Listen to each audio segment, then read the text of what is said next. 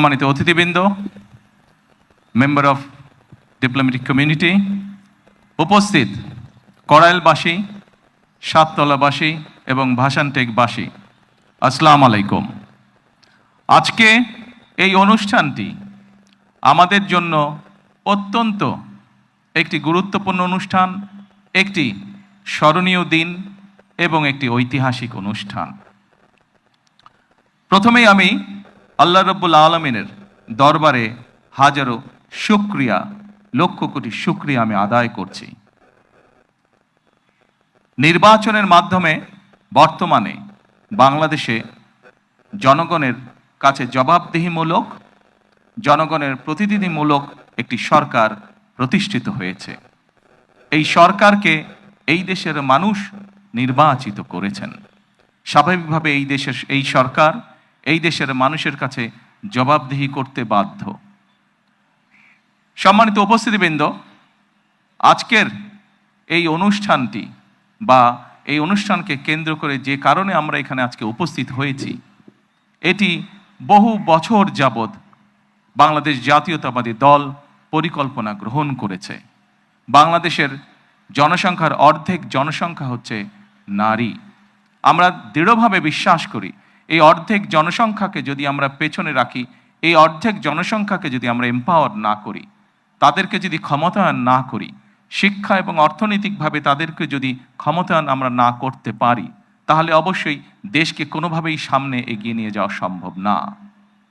আপনাদের নিশ্চয়ই সকলের খেয়াল আছে, এর আগে বিএনপি সরকার যখন দেশ পরিচালনার দায়িত্বে ছিলেন, দেশনেত্রী বেগম খালেদা জিয়া যখন দেশ পরিচালনার দায়িত্বে ছিলেন, সেই সময় সমগ্র বাংলাদেশে তিনি নারীদের শিক্ষা ব্যবস্থা, স্কুল পর্যায় থেকে ইন্টারমিডিয়েট লেভেল পর্যন্ত শিক্ষা ব্যবস্থাকে বিনামূল্যে করার ব্যবস্থা করেছিলেন।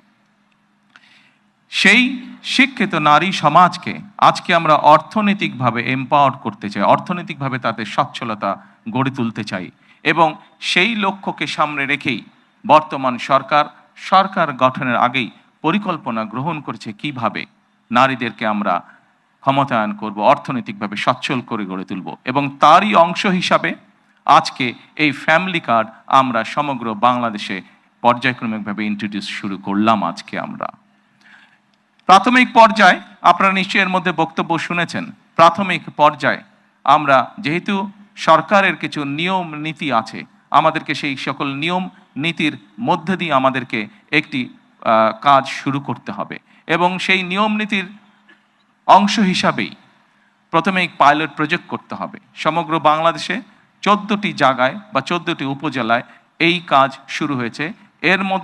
এর ভেতরে এই মুহূর্তে প্রায় 37,000 নারী অংশগ্রহণ করছেন। আমাদের এই কড়াইল এলাকা, ভাষান্ট এলাকা এবং সাততলা, এই 3টি এলাকায় প্রায় 15,000 নারীকে এই কার্ডের সুবিধার আওতায় আজকে নিয়ে আসা হয়েছে। ইনশাল্লাহ আমি দৃঢ়ভাবে বিশ্বাস করি আমার সরকার পর্যায়ক্রমিকভাবে বাংলাদেশে যে 4 কোটি পরিবার রয়েছে, সেই 4 কোটি পরিবারের যারা নারী প্রধান, তাদের কাছে আগামী 5 বছরের মধ্যে ইনশাল্লাহ পর্যায়ক্রমিকভাবে সকলের কাছে আমরা এই ফ্যামিলি কার্ড নিয়ে যেতে সক্ষম হব ইনশাল্লাহ।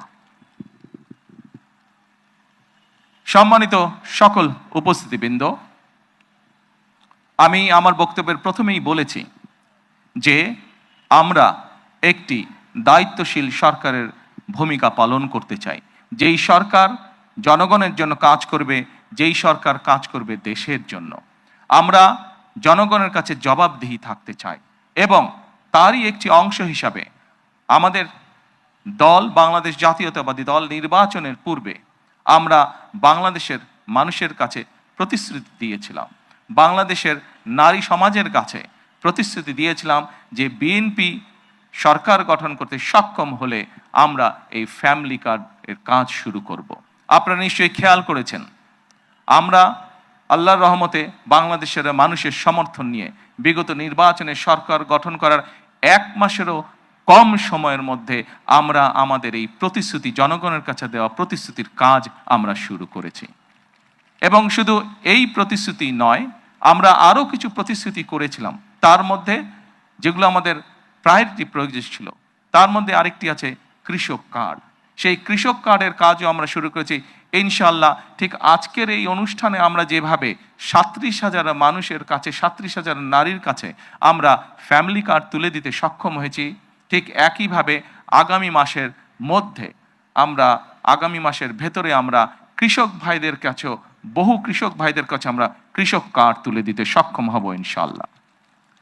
সম্মানিত উপস্থিতিবৃন্দ, আপনারা নিশ্চয়ই খেয়াল করেছেন আমরা দেশের মানুষের কাছে আমরা প্রতিশ্রুতি দিয়েছিলাম, বিশেষ করে আমরা বাংলাদেশের কৃষক ভাইদের কাছে আমরা প্রতিশ্রুতি দিয়েছিলাম যে বিএনপি সরকার গঠন করতে সক্ষম হলে যাদের কৃষি ঋণ 10,000 টাকা পর্যন্ত আছে, কৃষি ঋণ সুদ সহ, সেই কৃষি ঋণ বিএনপি সরকার গঠনে সক্ষম হলে সেই কৃষি ঋণ আমরা মৌকুফ করব।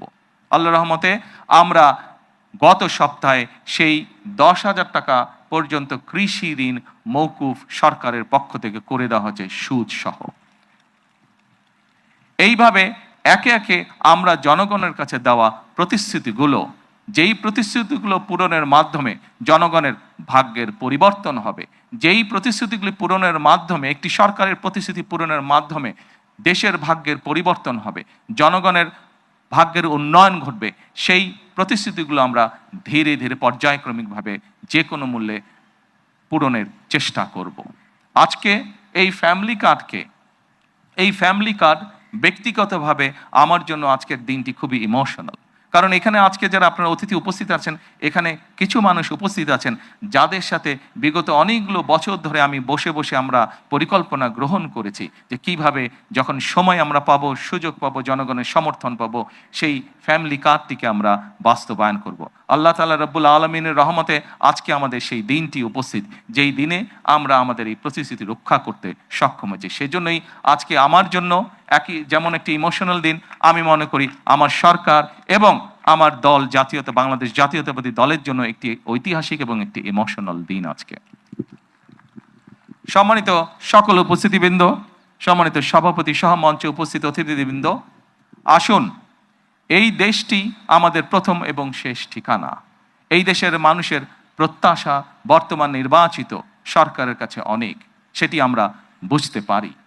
কিন্তু একই সাথে আমরা যদি বাস্তবতা বিবেচনা করি এবং সমসাময়িক ঘটনা, মধ্যপ্রাচ্যের যে পরিস্থিতি, সকল কিছু যদি বিবেচনা করি, তাহলে আমরা যে প্রতিশ্রুতিগুলি দিয়েছিলাম, আমরা অবশ্যই আমাদের প্রতিশ্রুতি থেকে বিন্দুমাত্র আমরা অবস্থান পরিবর্তন করব না।